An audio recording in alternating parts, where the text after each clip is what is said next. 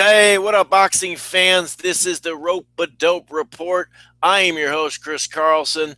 I'm here post-fight, live on the live stream. I suppose that's kind of the same thing, live on a live stream. Anyway, we're here post-fight for the Tony Bellew, BJ Flores fight, and it was fun while it lasted. It was a blast while it lasted, which is no surprise. I mean, this is the cruiserweight division. The cruiserweight division, just to start this video off, it's just really underrated. It's I'm not going to say it's poorly promoted. It's just like it's such a great deep division. A lot of fun fighters. When they match them up, usually it turns out to be a competitive fight or at least a fun fight while it lasts.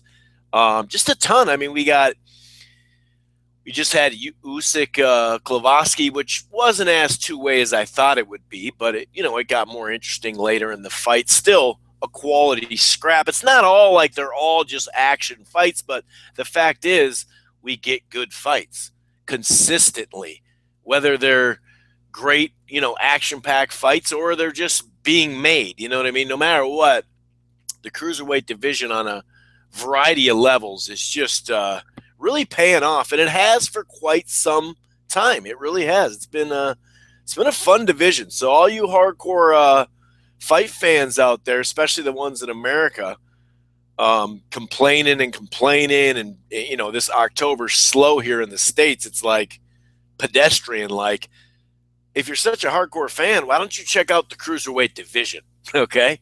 Anyway, let's get into this fight. I will talk about the other fight that I saw, Luke Campbell and Dirty Derry Matthews. So, as the first round kicked in, Flores, I gave Flores the first round. And by the way, Flores, I heard someone translate the weight, because obviously, we have a different weight system, I guess you could say, measurement, more like. And they said he was 224 pounds or something like that. After the weigh-in, or I mean after the day after, if I can talk here. And who knows? Sometimes those weigh-ins, you have shoes on, you have pants, you may have a wallet and a phone and other stuff in your pocket, so they can be deceiving. But still, it just seems like he looked flabby. He looked like a part-time fighter. Oh, wait. That's exactly what BJ Flores is. And that's the thing with Flores. He shows some skill, right? He's got some sort of pedigree, no doubt about it. But I've always wondered through these years, how much do you want to be a fighter? He takes long breaks, and it's really him taking them for the most part. And like I said, get your post-fight career on. It's awesome. Go be a broadcaster. Some people really don't like him like that. Some people are okay with him. I'm just kind of in between with him as a broadcaster. He says stuff like anyone, below 118 or something doesn't matter, or 115. He says some stupid stuff. But anyway, enough about Flores, okay? I did give him the first round, though. He actually came out with some early pressure, which I wasn't shocked, but generally speaking, Flores is a slow starter. He likes to kind of, contain himself. If you saw that Shumanov fight, I believe it was last summer. So I was a little surprised, but when you really think about it, maybe I wasn't that surprised because, you can see in his last fight and other fights, Bellew takes a little while to warm up. It's almost like he needs to get hit with something good. So maybe he was just like, hey, man, I've studied tape on this. Look at this last fight. He was down right away. So why not pressure him? He's obviously vulnerable in the early going. So I think it actually was a very smart idea. Bellew did land a few decent body shots, but it was the jab, it was the right hand, and even a couple overhand rights late in that round that got the round for me, for Flores. Not for me, but in my opinion, I think he won that first round. And to be honest with you, it seemed like he was on his way, just the way he was fighting and controlling the action. It seemed like he was on his way, at least early on, to win in the second round. Early on, he landed some clean right hands, really nice shots. There was a low blow, right, by Bellew, but instead of just dealing with it or finding a different time to complain about it and make sure you're safe first, you saw him kind of react a little bit. And maybe Bellew, he looked at the ref, but he also kind of reacted a little bit. And maybe he was trying to sell that low blow. Either way, Bellew saw it as a weakness. Like, wait a second, is he hurt? You know what I mean? It's either he's hurt or he's not paying attention, or like I mentioned, he was trying to sell it. Maybe he was going to go down. I don't know. But there was a split moment there, like a little beat, little pause there where Bellew just all of a sudden was like, oh, shit, I got to jump on him. So he jumped on him. And after he landed a couple decent shots, right, Flores looks at the ref again and starts complaining. And it's like, at least be tied up or something, and then have your head to the side so he can't hit it and start yelling at the ref or something like that. You know what I mean? Like, to me,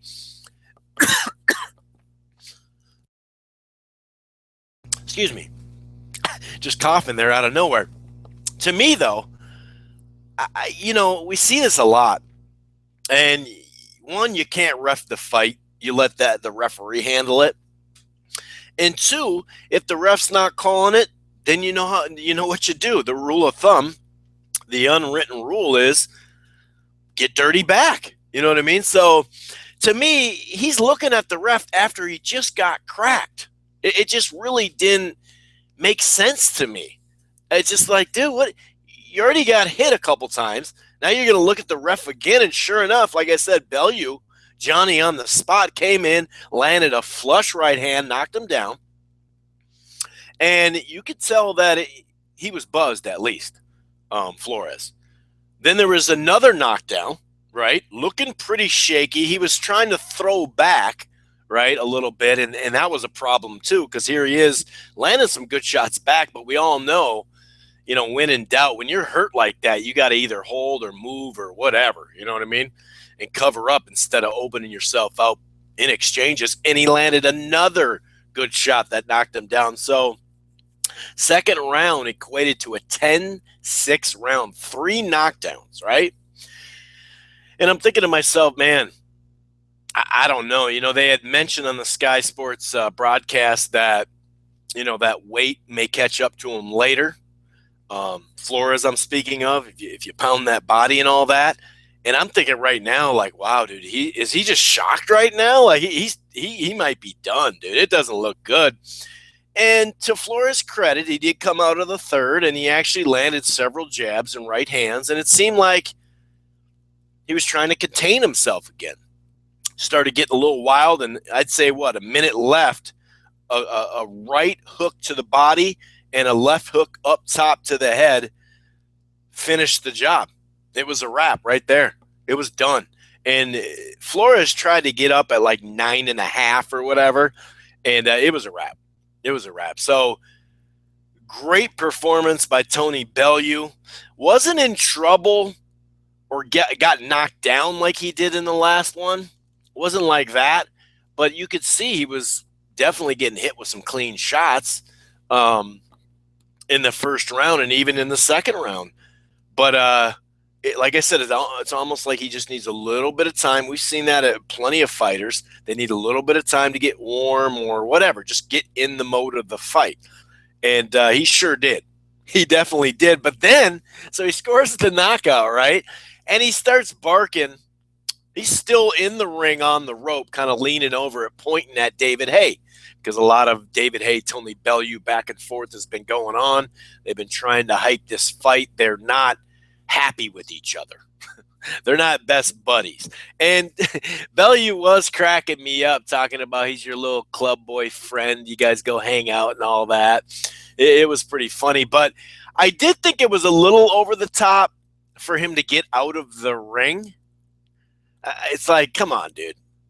Like, I get it with the WWE style of promotion, and I don't have any problems with a lot of that. But when you're getting out of the ring, I think that's a little like, all right, dude, calm down. You know what I mean? But who knows? Maybe Bellew was saying something, although he started the trash talk at that point.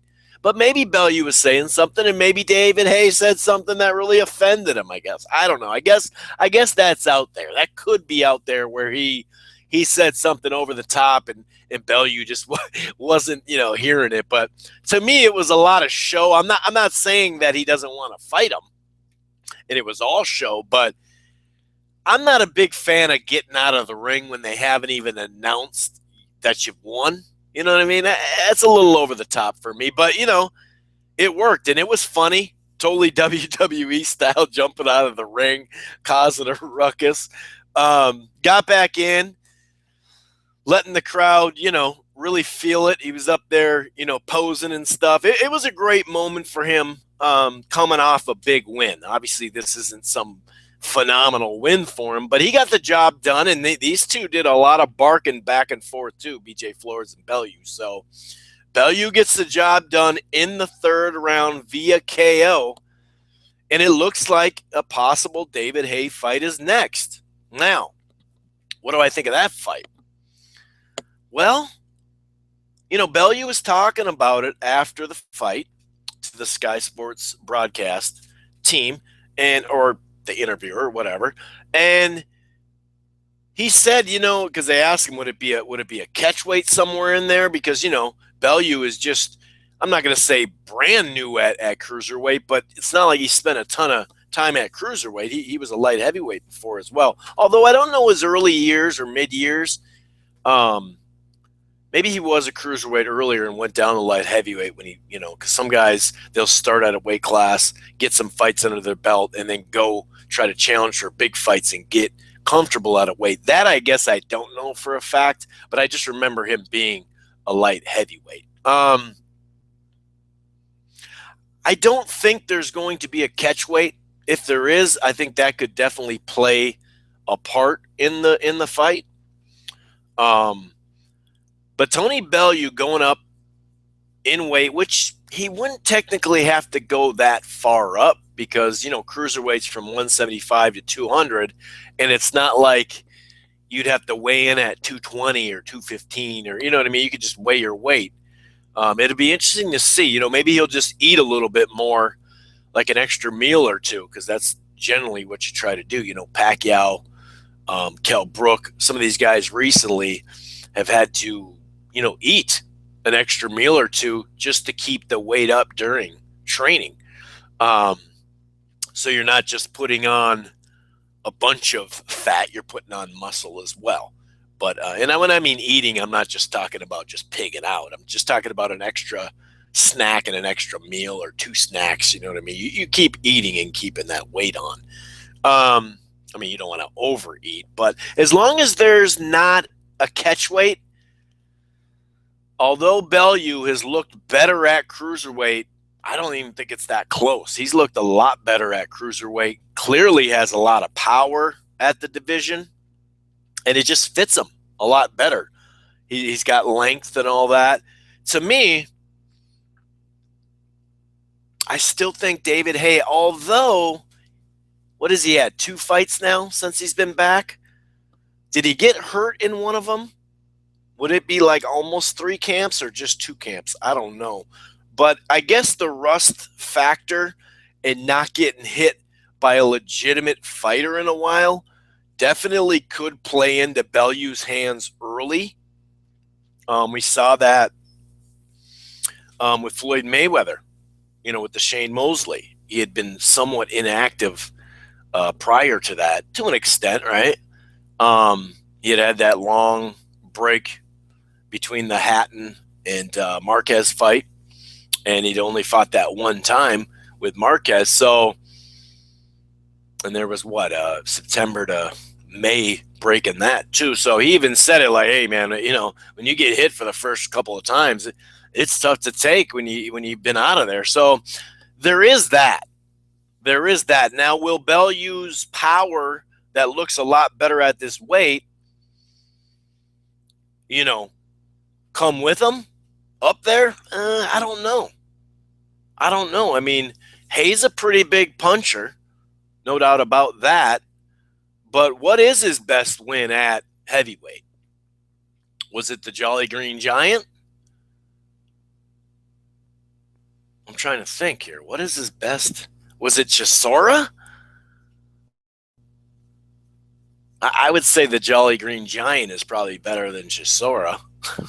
I don't know. But either way, Bellew did make a point that his best work, I guess you could say, right, was at cruiserweight. He also got knocked out as well. David Haye has. So, and they talked about how they sparred or whatever. I don't know if he was saying amateur days. I think it was the amateur days, actually, when they sparred, and I guess he put in work or whatever. But, sparring.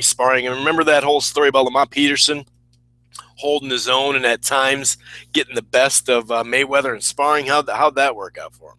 You know what I mean? So, either way, it's a big fight over there.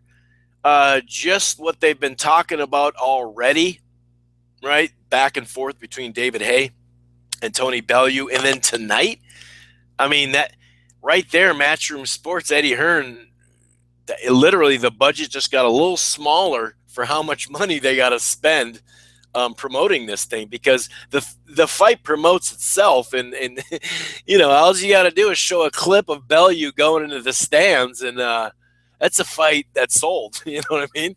So Bellew and Haye, those two can talk it up and talk about a press. They may have to get that. Remember how they had the Chisora Haye, where they had that gate in between them? They may have to put a gate in between those two.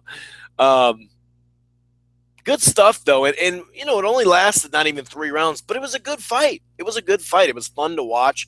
I'll say this, though.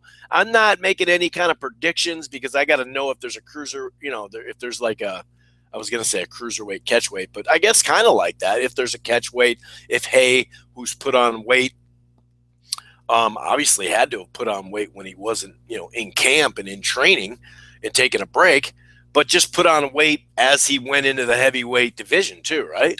So to me, though, gosh, you see a lot of flaws from Bellew, though.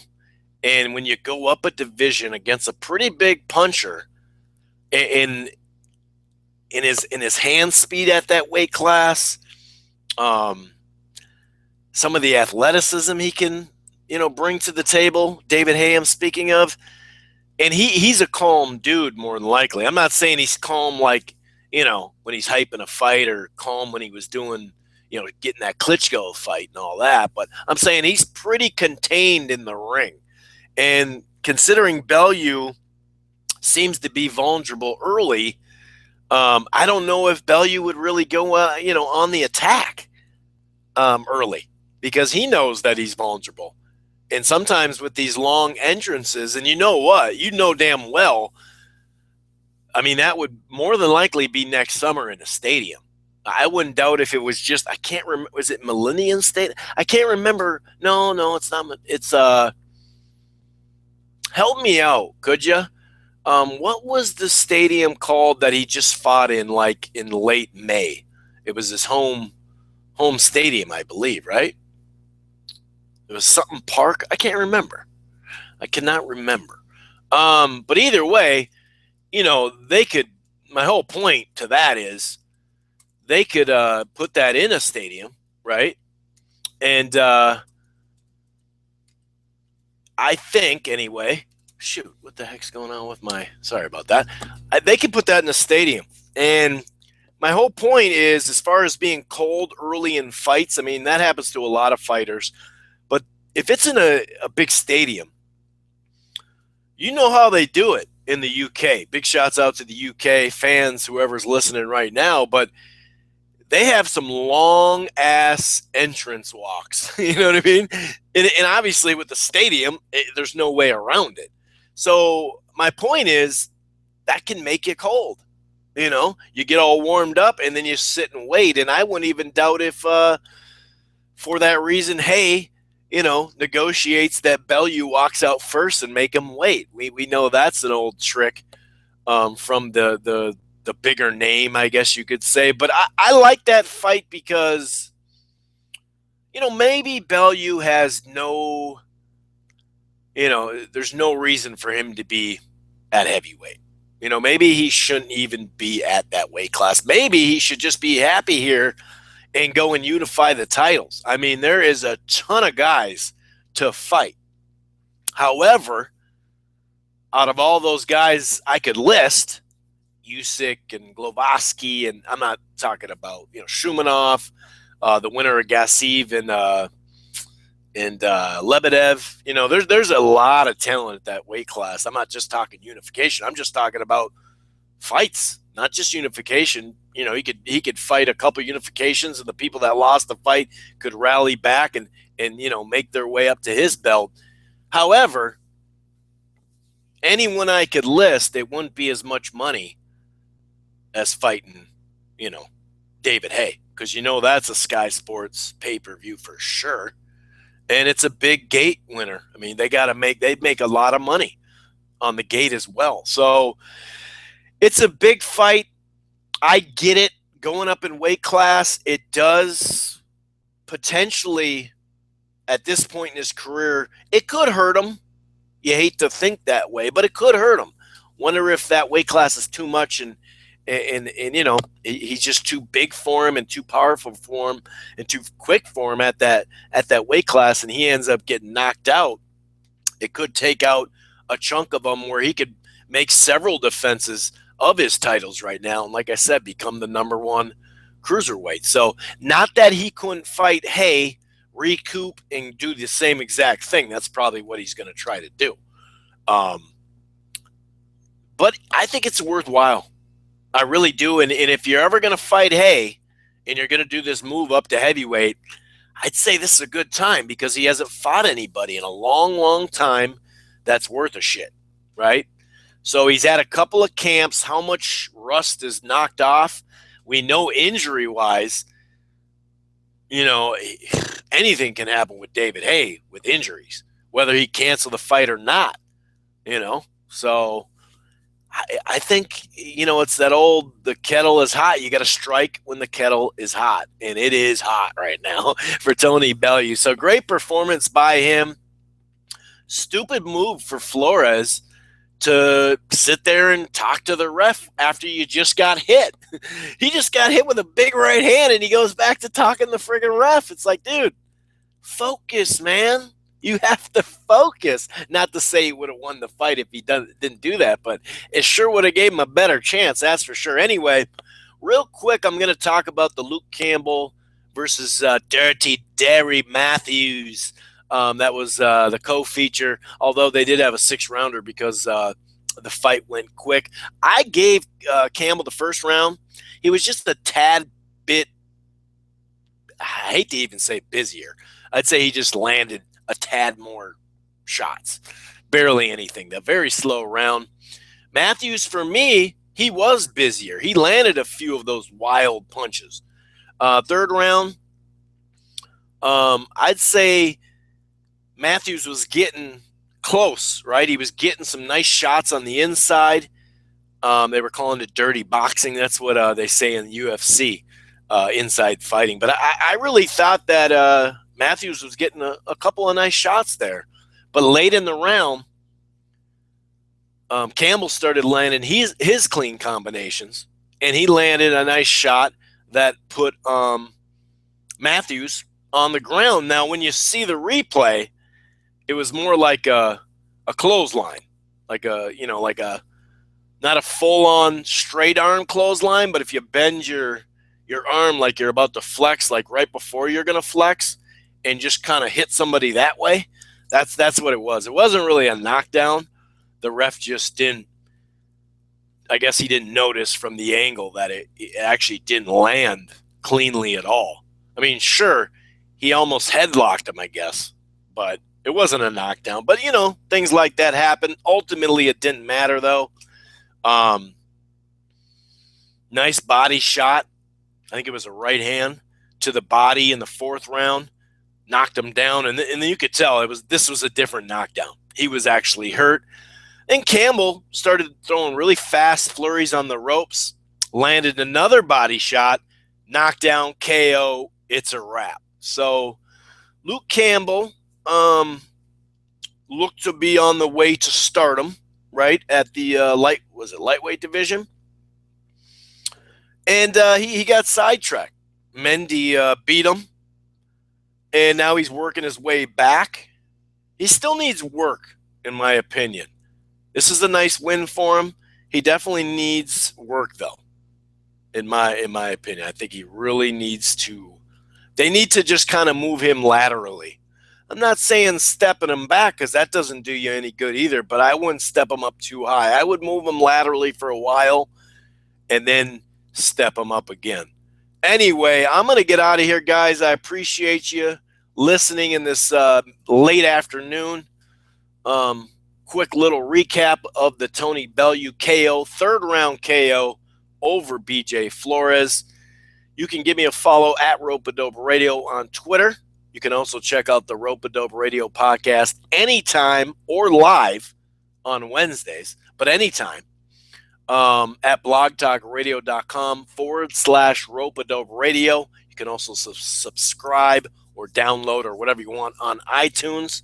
Give me a rate over there as well. Or if you like, SoundCloud or TuneIn, wherever, you can check it out any place. Anyway, I'm going to get out of here. Very good performance, both in the ring and out of the ring for Tony Bellew, jumping in the stands, WWE style. I'm sure, like I mentioned, Eddie Hearn likes that because he literally saved some budget on promoting this fight, which I assume will happen, next summer or, I don't know, May-ish time. Maybe right around the time he fought this last year. That was May, wasn't it? I think so. Anyway, I'm out of here, guys. Appreciate it. Peace.